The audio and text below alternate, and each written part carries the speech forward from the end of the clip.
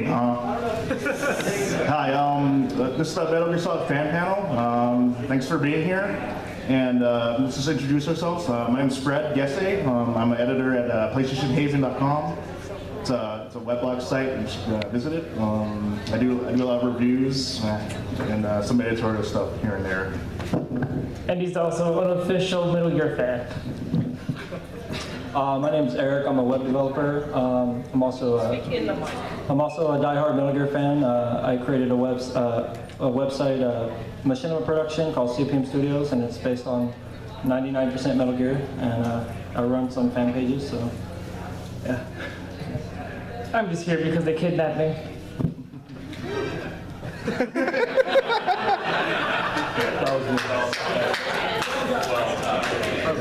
Okay, let's get it on. Okay, you know how ubiquitous Metal Gear is Hideo Kojima. We have to speak about him, of course. Kojima Kantoku, for now. During his first year in third year of college, he decided to be a game developer. Most of his friends and family thought he was crazy. In 1986, he created he was just trying to create Lost World. Just to get the basic premise of it, it was basically a side-scroller that started a female wrestler wrestling dinosaurs. I'm not kidding you. If you can look at the sparse information about it. He didn't know the program, and he got bullied by a lot of his coworkers. They told him, I think this was from an old G4 Icons interview. He said, one of the coworkers said, "Are you going to make a game before you die?" Seriously, they just didn't think much of him. Then a project came up to his lap. It was called N313. If you played the first Metal Gear, you know the operations code is N313. That's where it's from. It's kind of a little side note there. And he was working on an MSX2, which was a computer that pretty much could only handle like around 3 sprites on the screen at the time. So he made a game about avoiding comedy. It was inspired by The Great Escape, which is an old World War II movie about POWs escaping. Coincidentally, the guy who made Wolfenstein, that's one of his inspirations for that too. There was no internet at the time, so it's probably coincidental. Yeah, now to another original one. Well, now it's a plot for Metal Gear 1. It was set in 1995 in South Africa, in a fictional place called, near a fictional place called Galsburg. It doesn't exist. Don't even look at it at Google Maps. You play a Solid Snake, obviously. He infiltrates Outer Heaven. It's because of a new nuclear weapon called Metal Gear. Because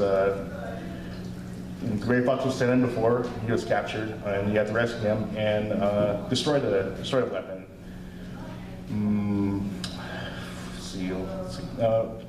Tell him how he killed Big Boss. Oh, he killed Big Boss with RPG. Spoilers. And But the good mention is that if anybody hasn't played a Metal Gear game, there will be spoilers, so just cover your ears for the rest of the panel, I guess. yeah. So let me just run some commentary about it. I played it like on an emulator after I played Metal Gear Solid 1 in like the late 90s in middle school. I couldn't beat it because I just really didn't have the patience to play it. And the Subsistence release came out in 2006, and I played it. And the game's only about an hour and a half, or if you use exploits, you could beat it like in 45 minutes. But it has a lot of interesting concepts. There's a lot of stealth elements. There's an unfortunate side effect of it having that 80s game design thing where things are kind of, what's that word? Limited? Not limited. It's kind of esoteric and where to go next. You'll just see a door and you don't understand why you can't open the door. But overall, it was a fresh design. Now to you, Eric. Yeah. When I first played the original ones, of course I played Metal Gear Solid 1 first. Probably like most fans. You kind of get the story of Big Boss and how he's like this evil guy. You never really meet him. You don't really see him. You see a picture, and then when you go back to Metal Gear 1 and Metal Gear 2 Solid Snake, you kind of get this sense of like how evil he really is, you know. And I think these games kind of started the whole stealth genre. Of course, with Wolfenstein 2, it was a really big, kind of really big thing back then to have these interactive games that were more than just shooting things. And, it was sneaking, you know. You can have that. That's when their cardboard box came to be. And of course, Metal Gear Solid 1, 2, 3, 4, all of them have that little nifty cardboard box. Yeah, we can talk about that earlier too. All right, down to the MSX. Now, on to Metal Gear 2 Solid Snake. The origin of it's kind of funny because has anyone played Snake's Revenge here? He likes you now. Yeah, okay. Let me just make it straight. Before Kojima became famous, he said it was a faithful sequel. Basically, the reason why Metal Gear 2 exists was that he was taking the subway to work, and he walked into one of the developers for Snake's Revenge, who also worked on Castlevania 3. And he said, I'm the guy who was working on Snake's Revenge, said, I'm a big fan of Metal Gear. I would like you to make one. And then, I'm not sure this is apocryphal enough. Apocryphal means just, if it's not true, it's true or untrue, but he basically got the game design in his head by the time he left the train, and then he pitched it to his boss, and they greenlit it. Came out in 1990 on MSX2. There were a lot of things that changed in the game. A lot of added moves like crawl finding. The radar you see in Metal Gear Solid 1, like Soliton radar, was in it in some ways, with the 8-grid, the grid radar system in the right-hand corner. And this is where Metal Gear truly began as a game, as a series with storytelling, good storytelling techniques. It's one of the earlier games to use cutscenes and, you know, and drama. And you could kind of argue that Metal Gear Solid is basically a 3D remake of Metal Gear 2. Which should be transition. Go ahead. Personally, I started playing Metal Gear Solid 1 when I was 8 years old. I got grounded a lot. And thankfully they didn't take away my PlayStation. And it started with the Pizza Hut demo. I don't know if you guys remember that.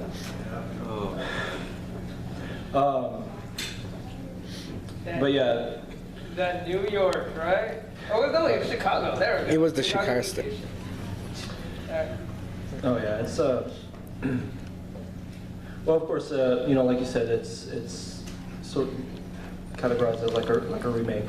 But I'll go to the end bullet point. Is you know, for those of you who may not have played it in a while, you know, it basically calls back Solid Snake to infiltrate Outer Heaven and stop Metal Gear, of course. It might seem like a super easy plot. Okay, infiltrate a base, destroy this giant mech, but it goes like far beyond that. The whole reason I love Metal Gear is because it's so in depth. You know, you don't just get a gaming experience; you get like a movie, book. Just use your imagination and everything, but that introduced 3D. I mean, he didn't have a face really. He didn't really have eyes. We look back at that now and just laugh. But back then, it was like when the PlayStation 2 came out and Xbox 360. People went crazy over it, and it's just one of those games that changes the industry. Basically, it's a game that broke many grounds. Yes. It actually introduced very serious voice acting rules. It actually introduced pretty much cinematic gameplay you know and love, and lots of cutscenes and funny parts like Johnny. Okay. You know the story. Go ahead. Yeah, Johnny Sasaki is based off a graphical designer named Hideki Sasaki. He's still working there. Basically, he was seen as being a lazy ass, so he had all these papers strewn on his desk. So he was kind of like the mopey, incompetent, graphic designer. But and then Coach decided to just put him in. Also, the Cyber Ninja wasn't even originally going to be put in the game. It was just like Shinkawa, the character designer, basically was drawing a cool-looking ninja guy, and then Coach would just walk by. This is cool. And then he added it in and somehow just revived Gary Fox after Metal Gear 2. Metal Gear Solid was originally going to be a 3DO game. It was going to be called Metal Gear 3. There's some kind of hints in Police Knots, especially the pilot list. The pilot list was like a demo list that was given out, so you could try Police Knots. It had a picture of Solid Snake and Meryl in it, so they were probably really early in the States. And unlike most game productions, which last like around 18 months to 2 years, the digestion period for MGS1 was about like 5 years, I think. Also, it was translated by Jeremy Blostein. Who's played Castlevania Symphony of the Night? You know that line, what is a man but a miserable little pilot secret? You gotta thank Jeremy for that. He's a cool guy. I've talked to him online. Chill guy. Basically, he's the guy who actually forced Konami to do a lot of stuff that they don't want to do. But anyways, on to what it is. So Metal Gear broke many grounds, critically acclaimed. Everybody actually, pretty much, Kojima himself was like high in the skies. Like, he made a breakout game, and it actually broke, pretty much it broke almost everything. And so how is it actually follow it up? Well, of course by a sequel. We're entering the point of no return. Okay, Metal Gear Solid 2, Sons of Liberty. It's an interesting sequel. It was released around November 2001 for PS2. The game had 2 sections in it. One was the tanker section, which was shown to us a lot of trade shows like E3. I actually remember walking into an EB Games and seeing a guy with a camcorder. I'm like, this guy saying this EB Games employee. Does everyone remember EB Games? Yeah. Yeah. Well, are they better than GameStop? Yeah. Yeah. Yeah. Okay. They're still in Canada. Well, but they're GameStop, so they suck. Anyways, yeah, it looked like a CG trailer, and I said, "This is not a real game. This is a CG. This is like Toy Story and stuff." And then, no, this is the actual game. Yeah, we were all hyped for it. I mean, you remember how hyped up for we were, Eric, right? Oh, heck yeah.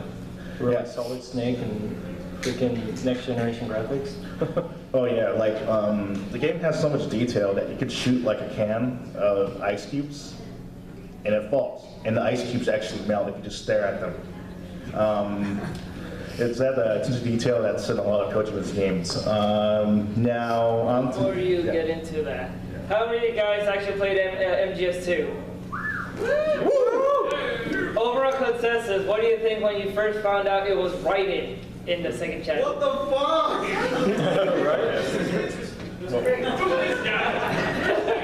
Is that a girl?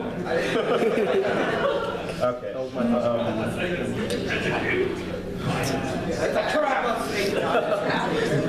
don't know, right? Well, yeah, the President of the United States actually says, "You're a man," and actually manhandles him. Yeah, so you're getting what's going on here. So basically, you play a Snake in the tanker blows up, Snake is supposedly dead.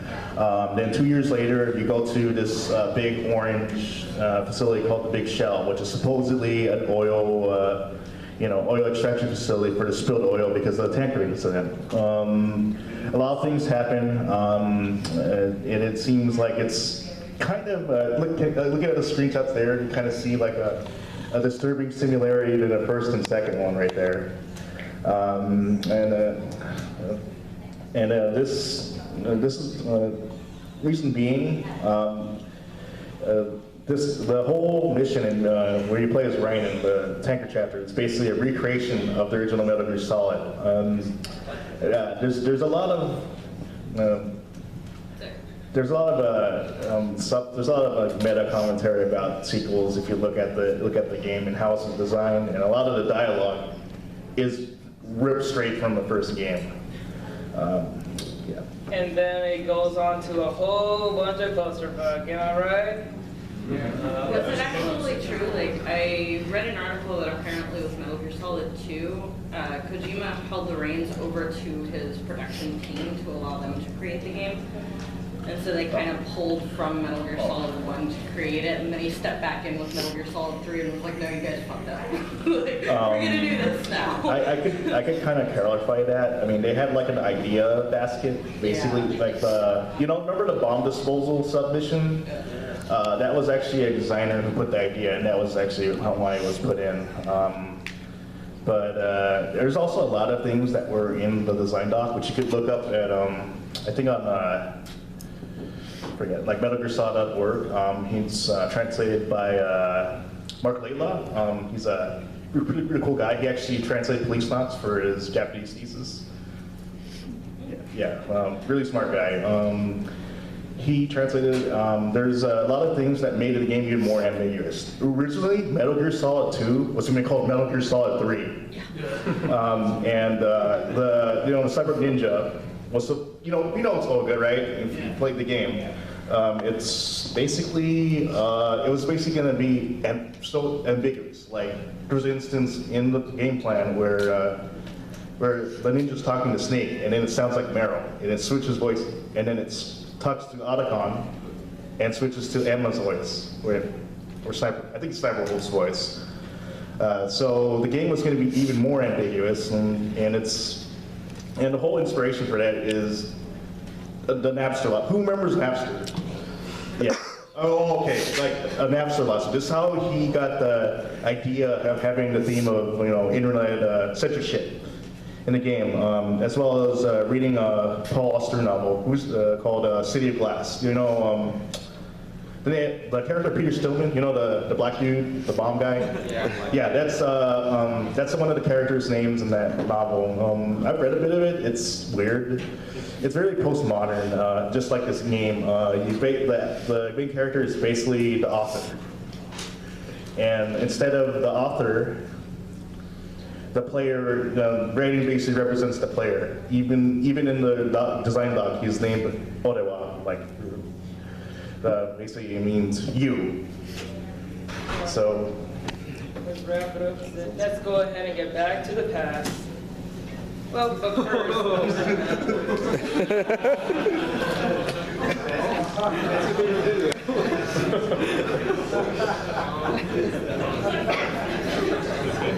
I don't know, it's from the internet. yeah, I have a question. yeah.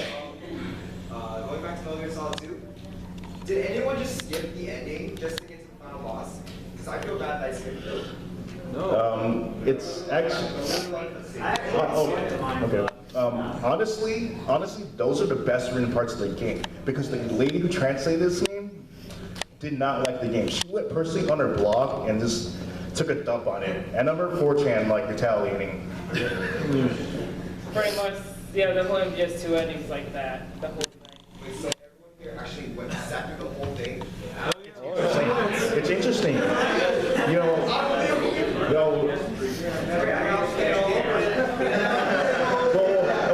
Well, here's a Cliff Notes version. Go to JunkerHQ.net. There's an essay that has a whole transcript of that speech with commentary by Arturo Umbria about how it reflects with memes and genes and such. That's basically what the main theme of MGS2 was, memes. If I didn't have the patience to listen to it, why would I have the patience to read it? It'll be insightful. A lot of the stuff in that game is just happening now with like like SOPA and CISPA and stuff. All this like NSA spying stuff. It's kind of scary. Anyway, let's get to this. Okay. All right. So who do you prefer? Placid!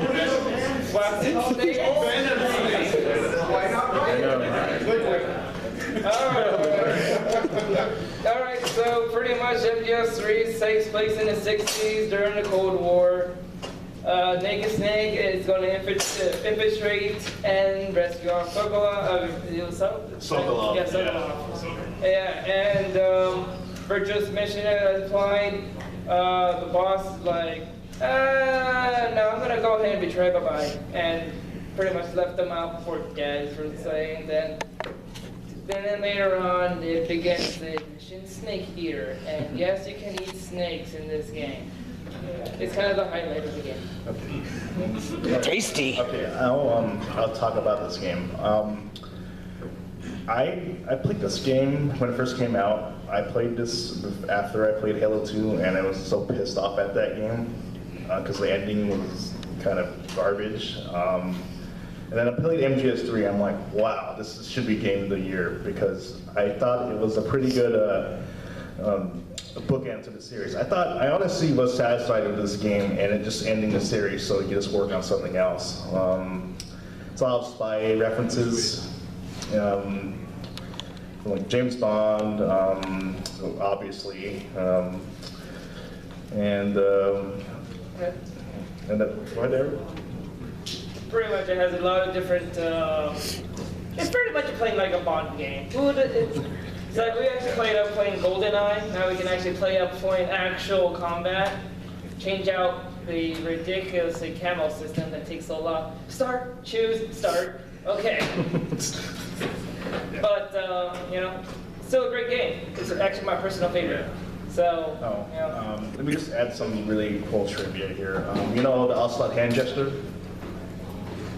That was actually improv by a mocap actor, and Kojo just said, that looks cool, and they just kept it. So, thanks to him, he's not like George Lucas in that respect of, you know, letting people improv. Alright, let's go ahead and fast forward to the next one. Alright, okay, here's the thing. We're just gonna play the video because it'll explain everything much better than we will ever do.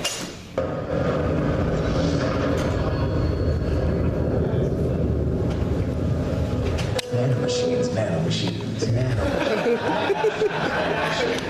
Nanomachines, nanomachines, nanomachines, nanomachines, nanomachines, nanomachines, nanomachines. Remember the sun being so flat. Nanomachine, Nanomachine, nanomachine, nanomachine. nanomachines, nanomachines, nanomachine, nanomachines, nanomachines, nanomachine, nanomachines, nanomachines. Nanomachines, nanomachine. Right.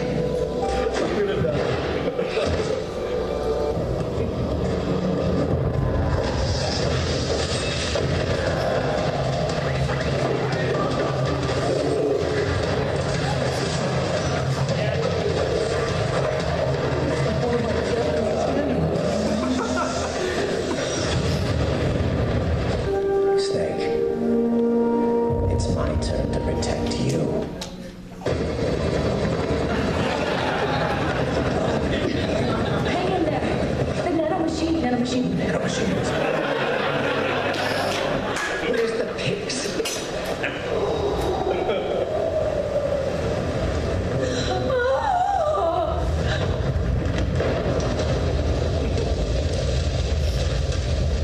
Is that it? Shadow Moses.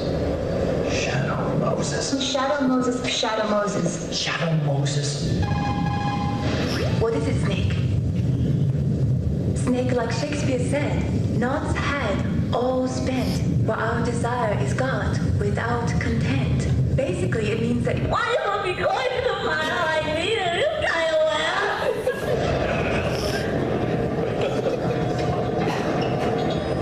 Everything all right, Snake? I was having that dream again. Nanomachines, nanomachines, nanomachines, nanomachines. You psycho mantis. You don't like girls.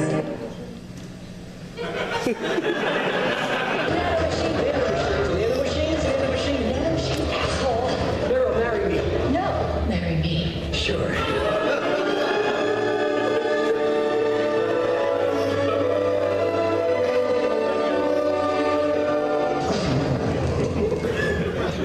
Nanomachines, nanomachines.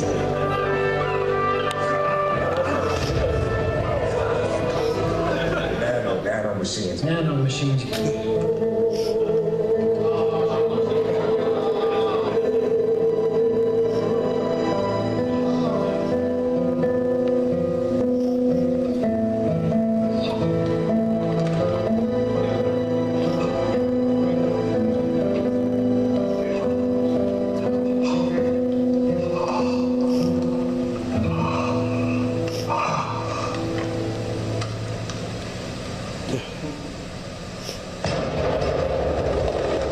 Well, end of the game. Everybody can go home now.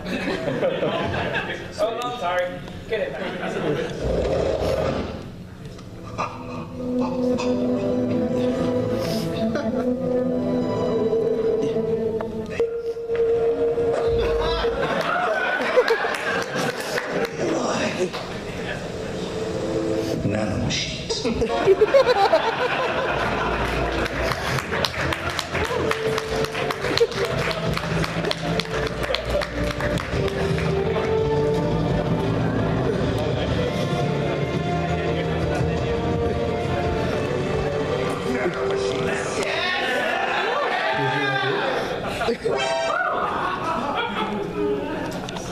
Alright. So yeah, pretty much that's what it is. Old guy going after his supposed brother and pretty much destroys everything, and Big Boss comes back for some reason. I'll just add to this. Who's seen the producers? Okay. Do you know the play, the music one, Springtime for Hitler? Yes. If you read Tim Rogers' review, he's a really, really cool guy. Cool. Rockstar Game Journalist, as he called him. He's an indie game developer now, but he basically said that MGS4 was Kojima's Springtime for Hitler, and I have to agree. He was just on autopilot to me. Springtime for Solid Snake. Yeah. Okay. Alright, let's get to the fun part.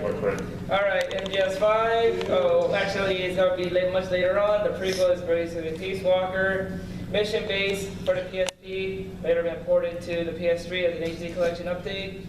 You play as Big Boss, and there's actually some hottie named Paz. I don't know what the hell she does. But, yeah. So, and then it actually leads up to MGS5. Who's played Ground Zeroes? Awesome. Okay, let's just put it in. For those who actually played Ground Zeroes, was that enough content for you? Yes!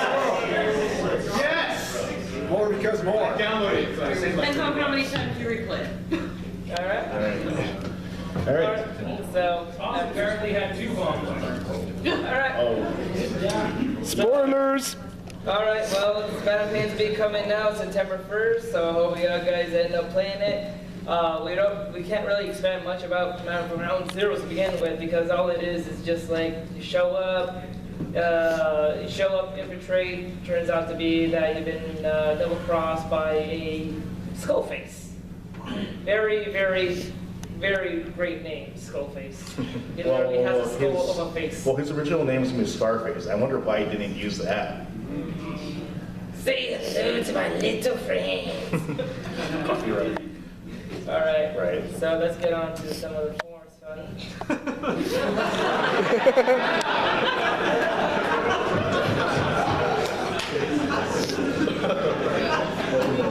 All right. Now let's go ahead and touch on the others. Okay. So there's the NES and Metal Gear. Who actually has played that? I'm curious. Nice. That's cool. Anybody for Ghost Babel? I love that game. I don't think they're gonna probably get Shinsuno Jiri because he quit working at Kojima Productions and he Never Dead. Who played Never Dead? Okay. Well, at least we got one. That's good. Okay. Yeah, it wasn't the best game, but yeah, I always wanted him to be the next in line to be a metal director, but circumstances, you can't do that. And there's also a Tiger game handheld for Snake's Revenge. Who remembers the old Tiger handhelds? Yeah, you could get that, and it has a voice too. It's not David Hayter, it's just some generic voice that says, "I got Russian." Is that the precursor to I Got Mail? Okay, then other ones are, we got Metal Gear Acid, those were the PSPs. We also got Metal Gear Solid Mobile for us, we actually got it for Verizon. There's also... Engage. And Engage. Taco Phone. And there's also Metal Gear Arcade, which is based off of Metal Gear Solid version, the second iteration. And there's also the first iteration that came with MGS3 Substance. So those are actually the other games. Let's go. And also Rising. Woo! Yeah. Rules of Nature, right? Okay, I'm kind of conflicted about that game. Reason because you know, Ryan should have just retired, and I would be happy with that. And but I like the localization. It's probably the best translation job since the original Metal Gear Solid, to be honest. But Fanime and Ground Zero seem like they're stepping up in that department, and that's what kind of my main criticism. All right, let's get on to it. Oh yeah, we're gonna be talking about it. Yes, I hope you actually aware of that. There was a game here. Yeah. Now it's gone. Yeah. Well, I'm very sure that you guys are familiar about the whole Konami possibly going to full mobile. I feel for you Silent Hill fans. We may have to do this. Konami bucks. All right. Here's your expression.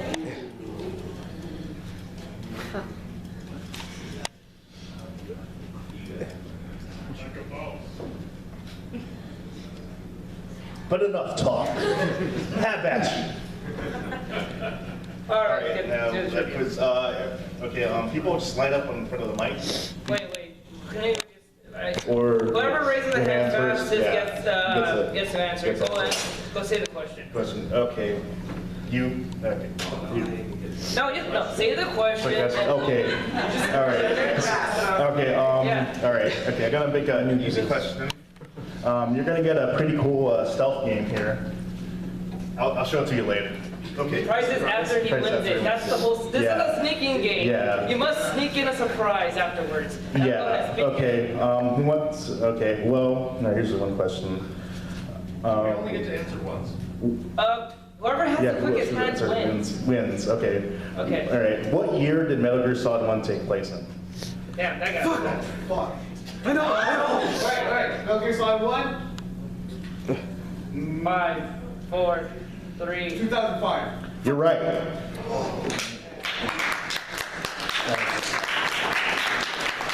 And complimentary of Burger King, you get Sneak King.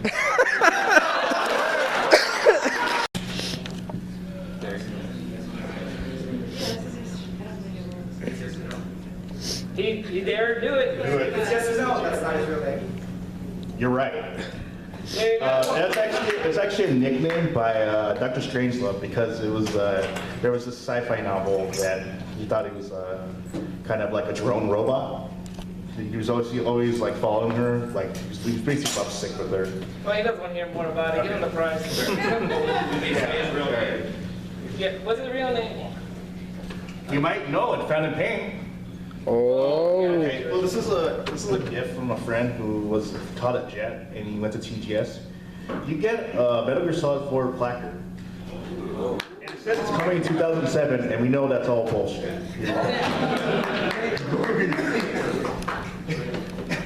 All right, get to it. Next one, we're in. All right, this is Big Boss Hard. Woo! Sorry, my face like that. That's so hard. Okay. Let's see. When Sniper Wolf says I have a love letter, my dear, straight from my gun to your heart. What movie is that a reference to? 2. One guess. Do it. Casablanca.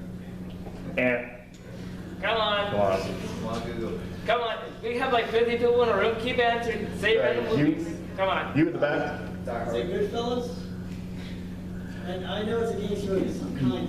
You're right in the era, but no. That narrows it down. Okay. Oh no, I actually saw him next. So. Okay. No one's gonna take. No. Okay. Then. Hurry up. You're next. Go. Godfather? No. Okay. All right, I'll say Arcade. No. Keep going. There's plenty more movies. Play more movies. Okay. Oh, rapid fire. Oh, man. Come on, go ahead, you're next. So move. 12 shots. No. Okay. I'm just gonna. No, before you answer, it's like, anybody, y'all want to give up? I have Okay. the Maltese Falcon. No. Damn it. Okay. Dr. No. No. Okay. Keep going. No. Someone already said that already. Okay. Go ahead. Big Trouble in Little China. No. Oh, man. Can I just- Okay, put it down. Put it down. Give him a hint. Give him. It's a David Lynch film. Oh, I saw him first. Blue Velvet. You're right. Good job, man. You gotta thank Jeremy for that line because he added that in because in the Twin Snakes, which is a more literal translation, was it was something different. But you know, since Silent Hill is not coming out, you get a copy of Silent Hill too. Yeah.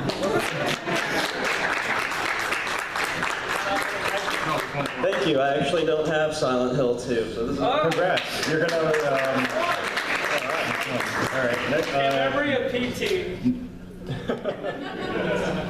All right. all right. Now the extreme question. Is it how extreme? The boss extreme. European extreme.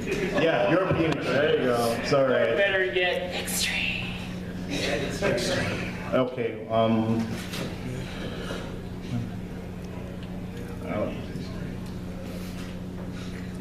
Obscure reference. What's your reference? Okay. Bailing quotes someone. She says this is a saying.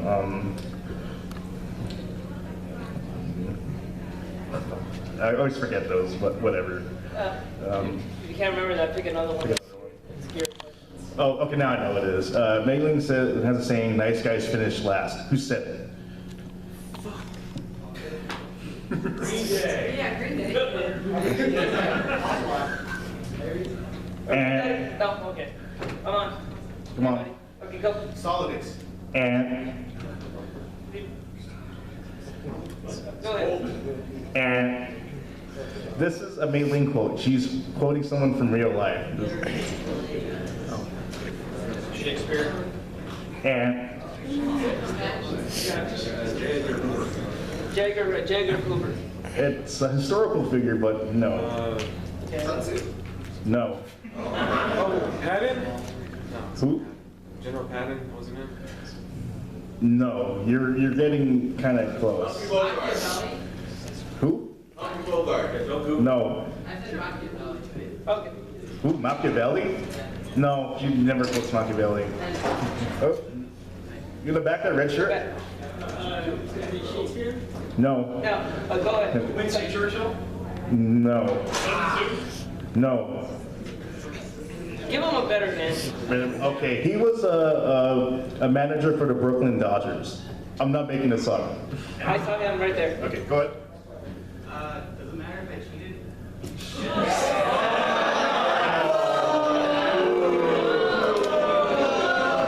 Next question. Next question. Off in the Go set. for next question. No Google. Okay, what? All right. Here's a easier one. This might be. It's kind of a ties in with it. What? Okay. What's the guy's name? Christopher Randolph. Christopher Randolph. When Christopher Randolph auditioned for Metal Gear Solid 1, which role did he originally audition for? Snake. You're right. There's another sneaky. Congratulations. Oh no, it's something better. It's the Fanimecon version of Metal Gear in pretty mint condition.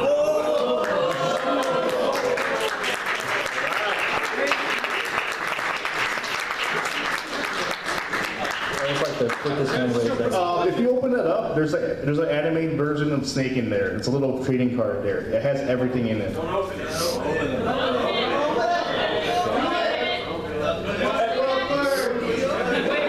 Is it really unopened? Or has it been opened? Well, I had to open to see if everything was there. So, but that's why I said. Spoiler alert, it's opened already. I said mostly mint. All right. So that's all right. We're done with it, right? Yeah, we're done with it. You want to do Q&A? All right. Well, let's go ahead and. Oh, hell the Dorito. All right. Well, hell the Pope. Yeah. All right. Yes, so our mission is over. We have to return to base. Stop. And it ends here. Q&A, let's get on it. Yeah. Make a line. Pick a line.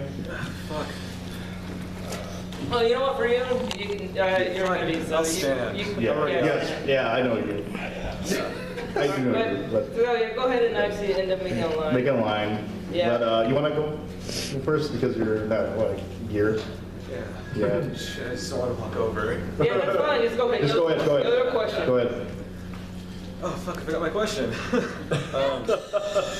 Right, so like piggyback Kojima. Yeah. So like, is it true that like Ocelot is actually in love with Big Boss? And that's why he's doing like all this stuff for him, and like that actually wants to become like the next big boss and fulfill his dreams. It's if you remember MGS4, Ava says he idolizes her, but you know you can look at it as kind of there's a lot of yowing about that on the internet as a kind of a perceived homosexual. You can even put that to Cause and Big Boss. God damn it. All right, next question. That's it. Yeah, so you guys have mentioned that you've done like fan sites and that kind of thing. Like you've been involved like with Metal Gear Solid a decent amount. So I'm just curious, like how has being a fan of this game for so long, like has it had an effect on your wife? Like has it like anything kind of like that? Oh. Of course, I live in a cardboard box now. Well, okay, yeah, it kind of actually propelled me to go into the video game industry because I like it so much, and get to know a lot of people working on the games, some of the translators. It's been a fun ride. It's probably going to end after Fanimecon goes, but it helped me. Inspired me to just to not give up, basically. And I'm 30 and I'm still still fighting. All right, go ahead. Answer the question. No, do you want to answer quickly or? Oh yeah. Well, for me, to answer your question, sorry. For me, like I said earlier, I've been playing it since I was like 8 years old. I'm 28 now, so about 20 years. And for me, it kind of helped my personality. Like when I was in high school, I mean, there's a lot of philosophy. There's like real life stuff in that game. There's things, just feelings everywhere, man, and that it kind of brought out that side of me. And in high school, I was actually part of like a voluntary counselor. I would go in and help people, and it was honestly inspired by the game. Like I don't know. I was in touch with my feelings, and I think I probably would have been a little different personality-wise, if it wasn't for just my super dedication to playing the damn thing. But yeah. All right. Thank you. But, no problem. So in Metal Gear Rising Revengeance, is it true that it was supposed to be a game originally focused with ninja? Yeah, Gray Fox. Yeah, and that's why they added in the skin and everything. And what would be your opinion if they actually went on with that game? Would have sold more. Yeah, with Gray Fox. Okay.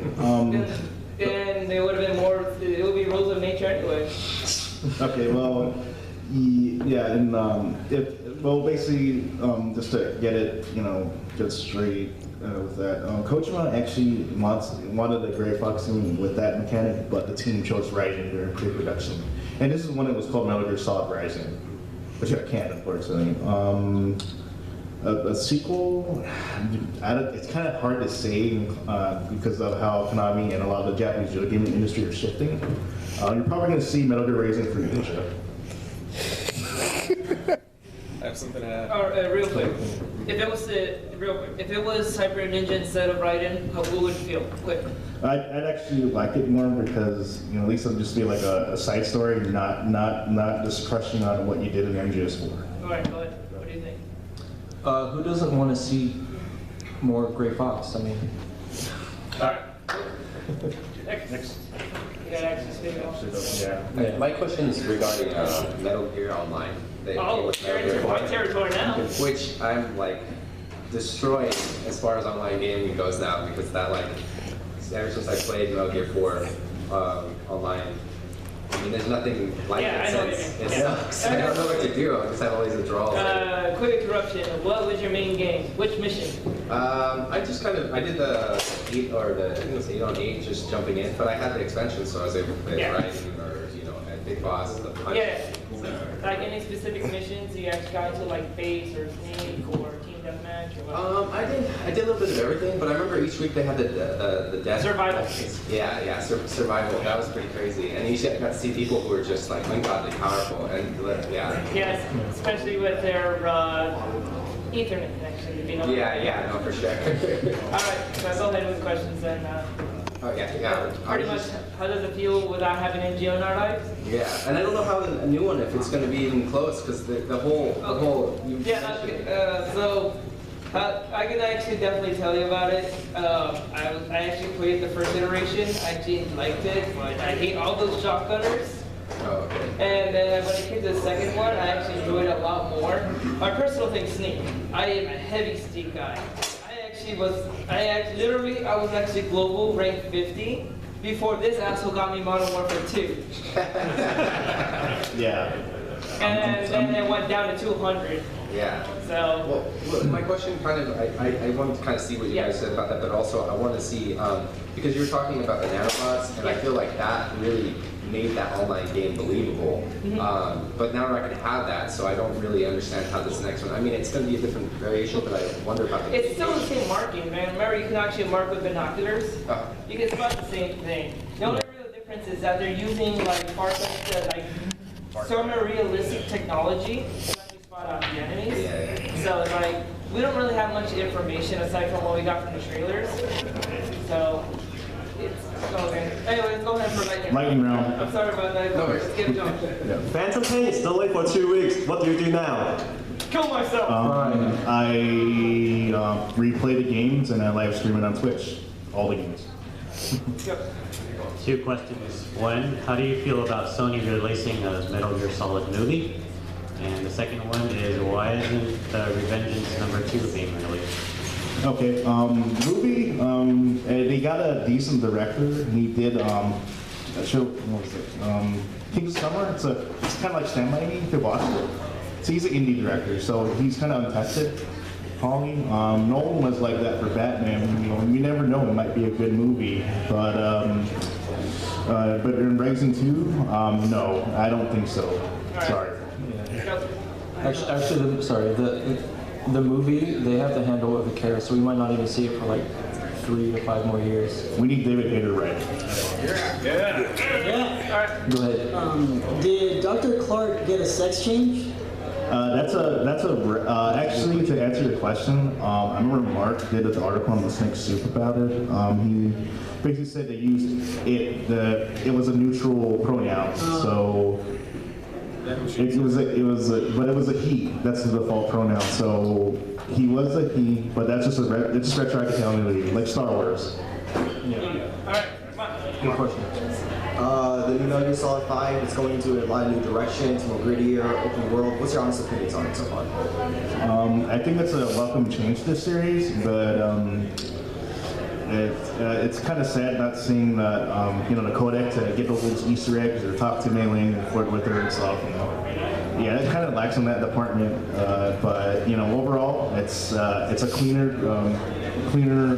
more tight game. I think it's going to push boundaries, definitely. Go ahead. Yeah, why did you guys skip over portable ops in your because it was not directed by Kojima, that's why I put it in miscellaneous. Because it's not part of his timeline. It's kind of like how George Lucas has, remember the old canon system for the Lucasfilm? They say anything Lucas had prerogative over everything else. That's why. Yeah, I acknowledge it with the portable ops, but Kojima doesn't really deem it canon. We have to respect what he has to say. That one had Roy Campbell and the guy who becomes Gray Fox. I know. It's probably going to wreck on it. Yeah. That's pretty much. So, Yeah, just a direct response to that guy who brought up MGO a minute ago. It was a great game. The only problem, well, number of problems being one, 90% of all games are team sneak. And I played EX, CQC EX. So, oh, that's a media kick. So that was a bummer. Yeah, I played bass mostly. But coming up with a new MGO, that's coming up from like a studio. It used to be Kojima Productions of Los Angeles, is now Konami of Los Angeles. Okay. Yeah, they're the ones handling it. Yeah, it's a nice building. There's a cherry tree Kojima planted. Hopefully Konami doesn't burn that. All right, thanks. Got 3 more, let's go burn it. Okay, so this is a question for everyone. Who is going to get MGS5 midnight release? Me. Yes. Pre-order collector's edition. Master Race. Yes. Master Race. 10 young secretary. All right, next. Slightly off topic. Police knots for Snatcher. Okay, here, I'm going with Snatcher. Okay, that's fine. I'll do this. Snatcher has a tighter plot, but Police Knots feels like more of a personal story. And I love the humor that, Slow Beef from Something Awful put into it, because he wrote the script and basically hacked the game to get the English to work. And Mark did a good job. 3 years of delay. Okay. All right, cool. Good question, man. So I just want to close with who are the Patriots? I'm sorry, can you hear what? Who are the Patriots? I just wanted to close with who are the Patriots. Oh, okay. All right, go ahead. The Patriots. I was wondering, do you think there's any chance that the whole David Hayter thing is a publicity stunt, like Kojima's done so No, because look at, there's a, oh, okay, I'll tell you later. Okay, well, thanks for doing the panel. You have a great Fanime. Thank you guys for